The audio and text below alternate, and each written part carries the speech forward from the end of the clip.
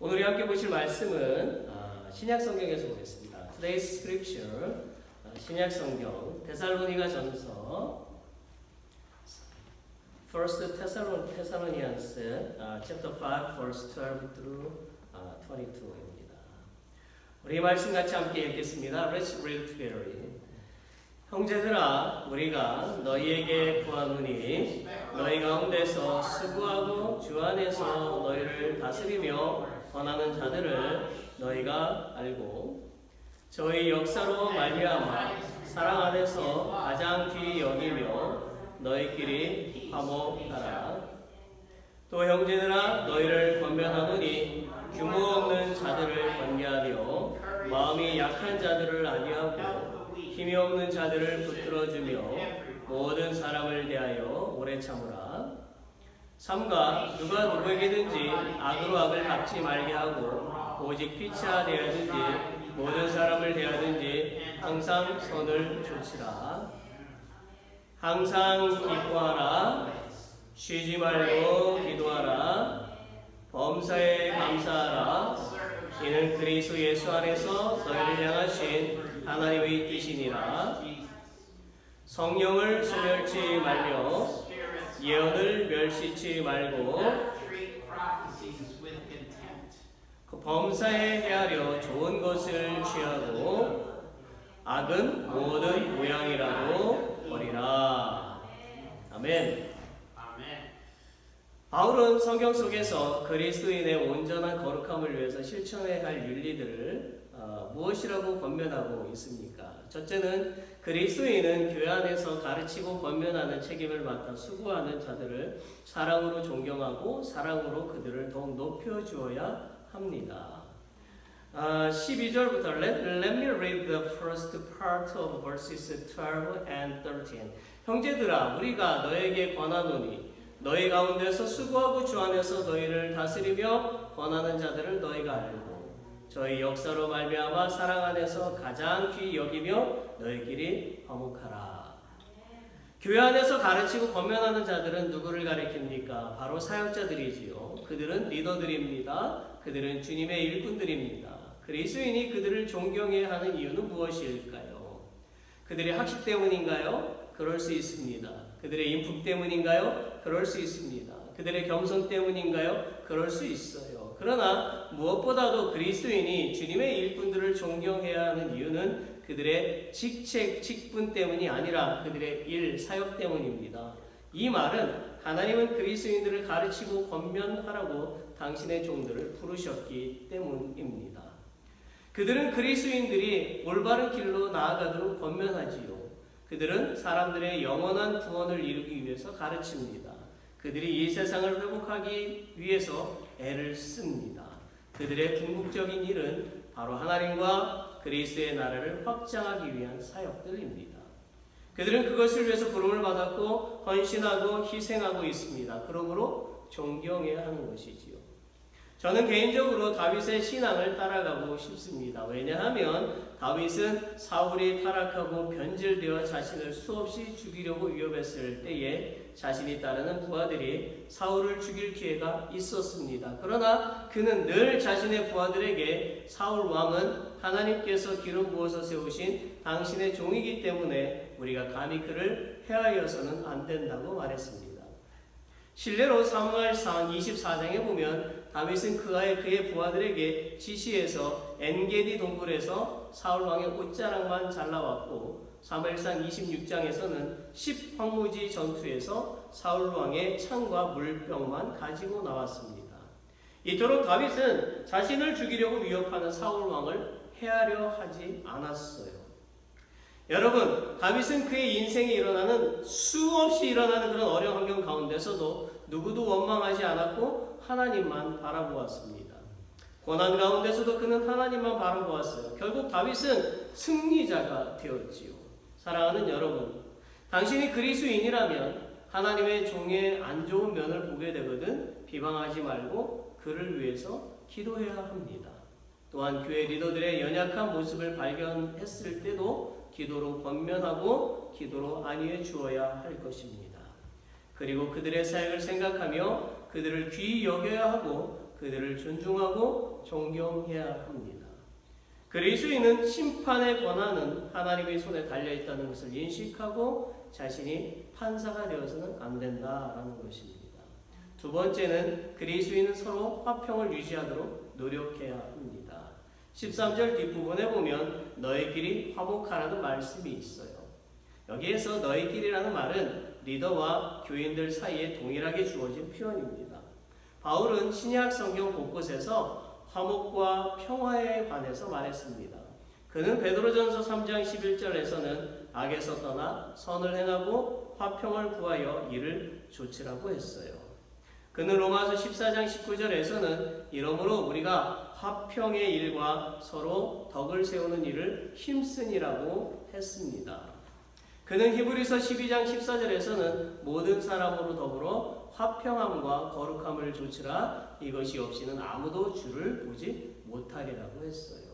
그는 로마서 5장 1절에서는 그러므로 우리가 믿음으로 의롭다 하심을 얻었은즉 우리 주 예수 그리스도로 말미암아 하나님으로 더불어 화평을 누리자고 했어요. 교회 안에서 다툼이 일어나서는 안 되며 화평을 유지해야 하는 것이지요. 목사와 성도가 다 싸워서야 되겠습니까? 성도끼리 싸워서야 되겠습니까? 사도행전 13장 1절에 가서 보면 안디옥 교회에 선지자들과 교사들이 있으니 곧 바나바와 니게르라 하는 시몬과 구레네 사람 루기오와 분봉왕 헤롯의 적동생 마나엔과 및 사울이라는 말씀이 있어요. 초대교회에는요 배움이 적은 베드로와 당시에 최고의 교육을 받은 바울이 있었습니다. 이 밖에도 부자도 있었고 가난한 사람도 있었으며 귀족도 있었고 노예인 오네시모도 있었습니다. 그들이 함께 어울려서 초대교회를 이끌어 나갔던 거죠. 그러다 보니까 서로 의견이 충돌할 경우도 많았습니다. 게다가 서로 다투고 그렇게 난 후에는 각기 서로 다른 길로 가기도 했습니다. 그러나 그들은 십자가 밑에서 모든 것을 이해하고 오해를 풀며 오직 복음 전파에만 힘썼습니다. 그래서 마가를 그렇게도 반대했던 바울이 디모데후서 4장 11절에서는 누가만 나와 함께 있느니라 내가 올 때에 마가를 데리고 와라 저가 나의 일에 유익하니라고 했어요.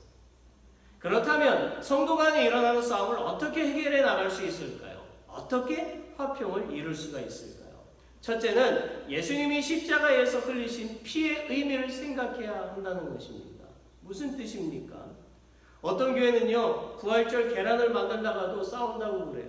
계란을 삶을 때는 물을 이만큼 넣어야 해, 소금은 이만큼 넣어야 해, 물이 어느 정도 끓으면 불 온도를 내려야 해. 내 말 안 들어서 계란이 터졌잖아. 그뿐이 아니에요. 삶은 계란을 장식하다가도 싸운다고 그래요. 예쁜 스티커로 꾸며야 돼. 아니야 예쁜 포장지로 포장해야 돼. 아니야 예쁜 바구니에 넣어야 돼. 도대체 부활절의 주인공은 누구입니까? 계란입니까? 사람입니까? 자기의 뜻대로 안 되니까 싸우는 거잖아요. 양보를 못하는 거죠. 그런데요, 저는 정말 성도가 서로 싸우는 이유는 예수님이 십자가에서 흘리신 피의 의미를 잊었기 때문이라고 생각합니다. 골로새서 1장 20절을 함께 읽어봅시다. 그의 십자가의 피로 화평을 이루사 만물 곧 땅에 있는 것들이나 하늘에 있는 것들을 그로 말미암아 자기와 화목해 되기를 기뻐하심이라. 아멘. 하나님과 사람의 끼어진 관계를 누가 화목하게 만들었지요? 바로 예수님입니다. 그것도 예수님은 채찍으로 자기 몸을 찢김 당하시고 십자가에서 피를 흘리심으로 인간의 죄로 깨어진 하나님과 인간과의 관계를 화목하게 이루셨어요. 그래야 누구든지 예수님을 구원자로 영접한 사람은 하나님의 자녀요 거룩한 성도가 되게 하셨습니다. 그러므로 그리스도인이 다른 사람과 싸우는 것은요 예수님이 십자가에서 흘리신 피의 의미를 깨닫지 못하기 때문인 거예요. 깨달으세요. 우리는 예수님의 피로 구원을 받았고 하나님과 화평을 이루게 되었으니 성도는 같은 성도뿐만 아니라 믿지 않는 영혼들을 향해서도 원수를 만드는 사람이 아니라 화평을 이루는 사람이 되어야 합니다. 제발 남을 비방하는 일을 멈추세요. 로마서 12장 18절을 보십시오. 할 수 있거든 너희로서는 모든 사람으로 더불어 평화하라. 이렇게 성경은요, 모든 사람으로 더불어 화평하라고 명령하고 있어요. 그리스도인은 꼴보기 싫은 사람이 있어도요, 마땅히 화평을 힘써야 한다는 것을 기억해야 합니다. 예수님께 당신의 무거운 삶의 짐을 내려놓으세요. 그분께서 당신의 무거운 짐을 짊어지실 것이며 당신의 어깨는 가벼워질 것입니다. 둘째로 그리스도인이 화평을 이루어야 하는 이유는 하나님께서 우리를 한 몸으로 부르셨기 때문입니다. 골로새서 3장 15절을 읽어봅시다. 그리스도의 평강이 너희 마음을 주장하게 하라. 평강을 위하여 너희가 한 몸으로 부르심을 받았나니. 하나님이 예수님을 통해서 죄 많은 인간과 하나가 되시기 위해서 일하신 것처럼 그리스도인이라면 서로를 존중하고 상대방의 티를 보고 실망하기보다는 자신에게 있는 들보를 깨닫고 겸손히 서로 섬겨야 한다는 거죠. 그러면 하나님이 부르신 한 몸의 역할을 하게 되는 것입니다.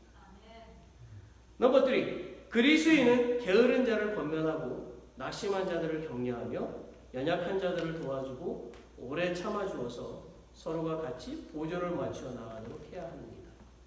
14절을 함께 읽어봅시다. 또 형제들아 너희를 권면하노니 규모 없는 자들을 권계하며 마음이 약한 자들을 안위하고 힘이 없는 자들을 붙들어주며 모든 사람을 대하여 오래 참으라. 규모 없는 자들은요, 자기들에게 주어진 일을 하지 않고 남의 신세를 지며 사는 게으른 자들을 뜻합니다. 바울은 데살로니가 성도들에게 이런 사람을 충고해 주라고 말하고 있어요. 마음이 약한 자들은요, 동료들의 죽음으로 슬퍼하는 자들이나 개인의 어려운 사정으로 낙심한 자들을 뜻합니다. 바울은 데살로니가 성도들에게 이런 사람들을 안위하고 위로해주고 용기를 북돋아주라고 말하고 있는 거예요. 힘이 없는 자들은요, 육체적으로 연약한 자들이 아니라 믿음이 약한 자들을 뜻하는 것입니다. 바울은 데살로니가 성도들에게 이런 사람들을 단단히 붙들어 주라고 말하고 있는 거예요.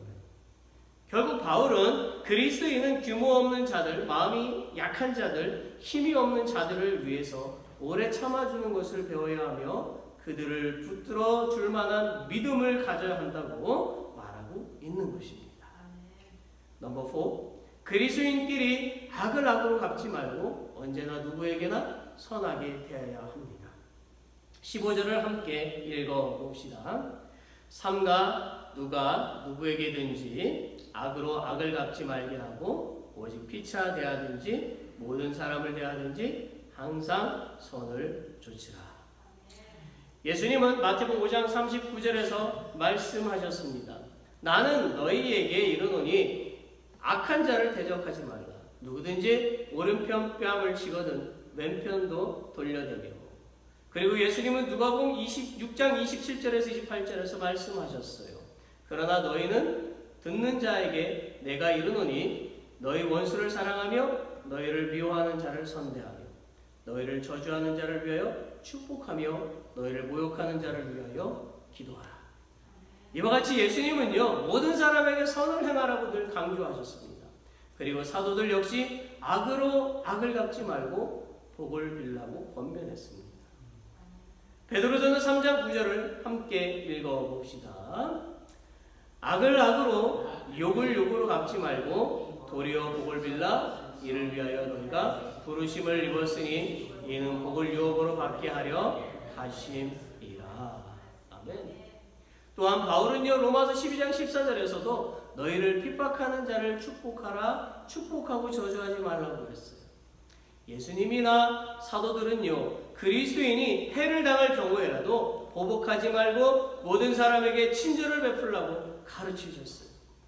우리는 우리 자신에게 해를 끼치는 사람에게 선을 베풀고 복을 비는 것은 정말 어려운 일이지요. 그러나 예수님은 그리스도인이라면 그렇게 해야만 한다고 말씀하셨습니다. 왜 그렇게 해야 할까요? 예수님의 삶을 따라 살기로 작정한 사람이 바로 그리스도인이기 때문입니다. 예수님이 그리스도인에게 악인에게 대해서도 선을 베풀라고 하신 것은 그런 행동이 맞기 때문이고 하나님께서 원하시는 것이기 때문입니다.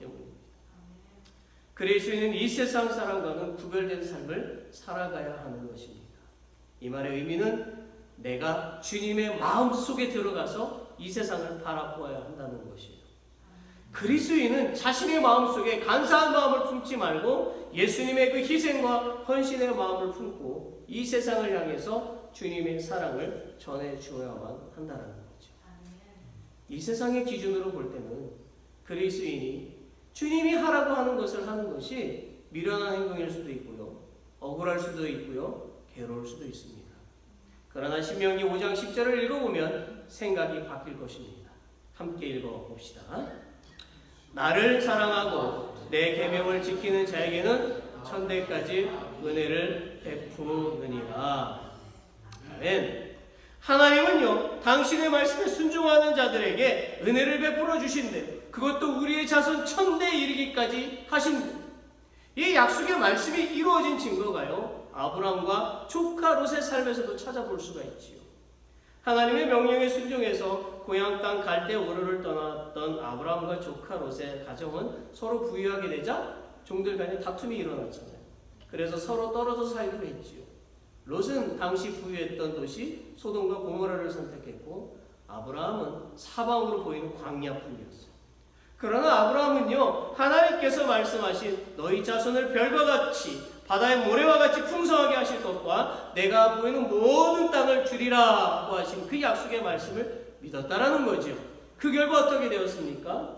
롯의 가족이 부유한 곳이라고 택했던 소돔과 고모라는 방탕한 곳이었고 그 결과 하나님의 형벌을 받아 멸망받았습니다. 그리고 롯의 아내는 하나님의 말씀에 불순종하여 뒤를 돌아봄으로써 소금 기둥으로 변했지요. 롯의 인생은 하나님 안에 거하지 않고 세상의 기준을 따라서 살다가 결국 비참하게 되었던 것입니다. 반면에 하나님의 약속의 말씀을 믿고 살았던 아브라함은 대대손손 풍성한 자녀, 풍성한 물질을 얻었을 뿐만 아니라 영원한 믿음의 조상이 되었습니다. 사랑하는 여러분, 하나님께서 주시는 은혜는요, 천대까지 이르는 엄청난 은혜라는 것을 깨달으시기를 바랍니다. 그러므로 그리스도인은 하나님의 영광을 위해서 예수님의 그 구원의 사랑을 인하여 성령 하나님의 보호하심을 의지하면서 거룩한 손에 거룩한 헌신을 해야만 하는 거예요. 5. 그리스도인은 항상 기뻐하고 쉬지 말고 기도하고 항상 감사해야만 합니다. 6절에서 18절을 다시 함께 읽어봅시다. 항상 기뻐하라, 쉬지 말고 기도하라, 범사에 감사하라. 이는 그리스도 예수 안에서 너희를 향하신 하나님의 뜻이니라. 왜 우리는 이렇게 해야 합니까? 생각해 봅시다. 아무리 그리스도인이라도 연약한 인간이지요. 그들은 연약하기 때문에 쉽게 슬픔에 빠지고 근심과 걱정에 마음을 빼앗깁니다. 그리스도인이 그렇게 되지 않기 위해서 무엇을 해야 할까요? 바울은 쉬지 말고 기도하라고 권면하고 있지. 왜냐하면 기도는 영혼의 호흡이기 때문입니다. 기도하지 않으면 영적인 삶이 답답해지게 되어 있어요. 뭐 기도를 매일 할 필요가 있나요? 라고 질문하는 분이 계실 텐데 그렇게까지 기도해야 합니다. 몇 년 전에 우리 교회에 오전에 기도하러 오셨던 자매님이 있습니다. 그녀는 우리 교회의 성도는 아니었지만 주중에 시간이 나면 오전에 교회에 들려서 1시간 이상 기도하고 가셨어요. 어느 날 그녀는요, 아직 1살이 안 된 아기를 데리고 기도하러 왔어요. 기도가 끝나고 제게 이런 말을 했습니다. 오늘은 아기를 봐주는 분이 못 오셔서 아기를 데리고 기도하러 왔습니다. 기도하는데 어려움이 있을 것을 예상했지만 이런 상황 가운데서도 기도하러 오기를 잘했습니다. 하나님께서 저의 마음을 만지시고 위로해 주시는 은혜가 있었습니다. 감사합니다. 여러분, 그리스도인은요, 낙심하고 쓰러질 때에 기도하면 다시 일어나는 힘과 지혜를 얻게 된다는 그러한 것을 알아야 된다는 거예요. 예수님도 쉬지 않고 기도하셨잖아요. 그리스도인들에게 계속해서 기도하라고 말씀하셨잖아요. 성경 누가복음 18장 1절에서 항상 기도하라고 했고요. 바울도 에베소서 6장 18절에서는 무시로 기도하라고 했고 로마서 12장 12절에서는 계속하여 힘써 기도할 것을 말씀하고 있습니다. 그리스도인이 쉬지 않고 기도를 할 때에 하나님의 뜻을 발견하게 됩니다. 그리하여 어려운 환경 가운데서 항상 기뻐할 수 있는 마음을 가지게 되고 가난하든지 부유하든지 하나님께 항상 감사하는 삶을 살게 됩니다. 그리스도인의 신앙생활의 기본은 바로 기도함에 있다는 것을 아시기를 바랍니다. 오늘 말씀 쉬고 내일은 숨을 안 쉬는 분이 계십니까? 우리가 매일 호흡해야 하는 것과 같이 오늘 한 번만 기도하고 내일 기도 안 하는 것이 아니라 오늘도 기도하고 월, 화, 수, 목, 금, 토, 주일 1년 365일 매일 기도하는 습관을 가져야 합니다.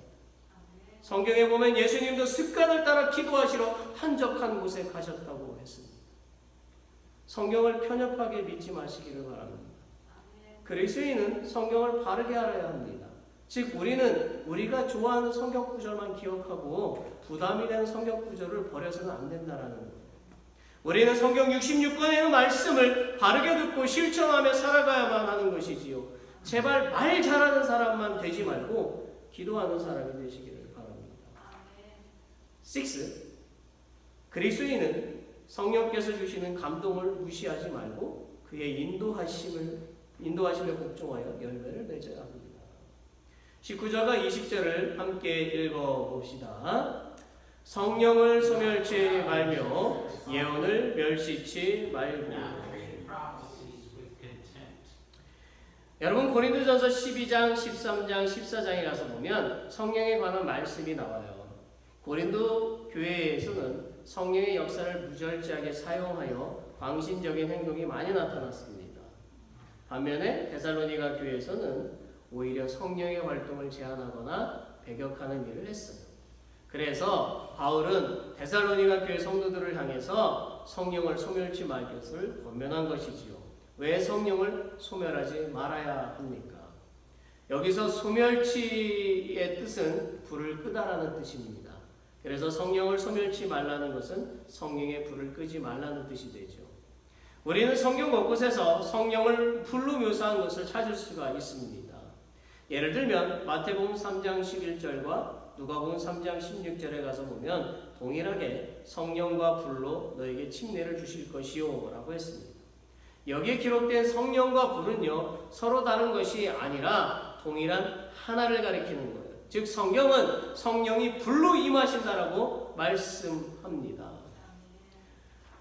사도행전 2장 3절을 보시면 불의 혀같이 갈라지는 것이 저희에게 보여 각 사람에게 임하여 있더니 라고 했지요. 즉 성령은요 사람을 정결케 하는 불로 연단하는 불로 임한다라는 거예요. 그 증거가 이사야 6장 6절에서 7절 그리고 에스겔서 36장 26절 27절에 잘 나와 있습니다. 어찌 보면 그리스도인은 이 두 성경 구절을 통해서 성령을 소멸해서는 안 된다는 것을 분명하게 배울 수가 있습니다. 우리 같이 이사야 6장 6절 7절을 함께 읽어봅시다.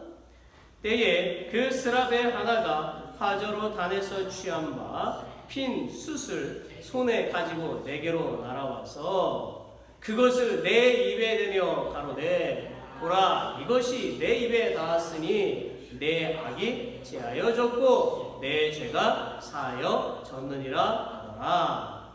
에스겔서 36장 26절 27절을 함께 읽어봅시다. 또 새 영을 너희 속에 두고 새 마음을 너에게 주되 너희 육신에서 굳은 마음을 제하고 부드러운 마음을 줄 것이며 또 내 신을 너희 속에 두어 너희로 내 율례를 행하게 하리니 너희가 내 규례를 지켜 행할지니라. 할렐루야. 아멘.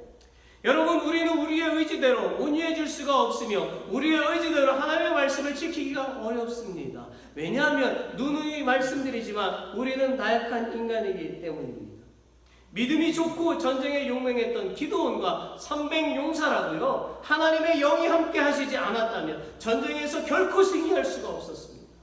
단 한 사람이라도 성령 하나님께 사로잡혀 있다면 전쟁에서 승리할 수가 있는 것이죠. 우리가 하나님의 말씀을 깨닫도록 도우시는 이도 성령이십니다.